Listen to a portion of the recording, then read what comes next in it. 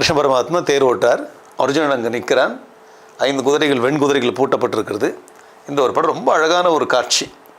இதை நிறைய வீட்டில் இந்த சவுத்தெல்லாம் மாட்டியிருப்பு. இந்த ஒரு படத்துக்கு உண்டான ஒரு சிக்னிஃபிகன்ஸு, இதனுடைய தத்துவார்த்தம் என்ன அப்படின்னா, சரி, குருக்ஷேத்திரம் என்பது நம்முடைய வாழ்க்கை.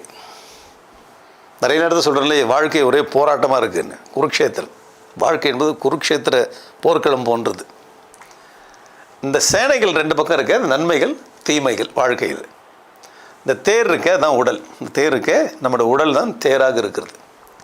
இந்த குதிரைகள் வெண்குதிரைகள் இருக்கு, இதெல்லாம் 5 புலன்கள். கண், காது, மூக்கு, நாக்கு, தோல். இந்த 5 புலன்கள் தான் 5 குதிரைகள். கடிவாளம், இந்த குதிரைகள்லாம் பூட்டப்பட்டிருக்க இந்த கடிவாளம் நம்முடைய மனசு. கிருஷ்ண பரமாத்மா தான் இங்கே புத்தியாக இருக்கிறார். மனசுக்கும் புத்திக்கும் டிஃப்ரென்ஸ் என்ன அப்படின்னா, எமோஷனலாக இருக்கும்போது மனசு, டிசைட் பண்ணும்போது புத்தி. புத்தி ரேஷ்னல், மனசு எமோஷ்னல். இது டிஃப்ரென்ஸ். இந்த அர்ஜுனன் இருக்கான இந்த தேரில், இந்த அர்ஜுன் தான் ஜீவன், நாம தான் ஜீவாத்மா.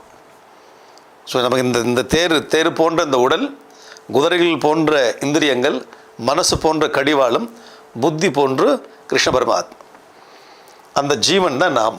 இந்த தேருக்கு சொந்தக்காரன் தான் ஜீவன். எப்பொழுது இந்த ஜீவன் இந்த புத்தி சொல்படி கேட்டு நன்மையை கை கொண்டு தீமையை வெல்கிறானோ, அப்போ வாழ்க்கையில் வெற்றி கொள்கிறான். இது ஒரு உயர்ந்த ஒரு கருத்து இந்த தேரில் வைக்கப்பட்டிருக்கு. கிருஷ்ணன் அர்ஜுனுக்கு தேர் ஓட்டுறான இந்த காட்சியில் வாழ்க்கையோட உயர்ந்த கருத்து இதில் வைக்கப்பட்டிருக்கிறது. இந்த சிந்தனை நமக்கு கொண்டு கொடுத்தவர் யாருன்னா சுவாமி சின்மயானந்தர். அவருடைய கமெண்ட்ரியில் இந்த கருத்து இருக்குது.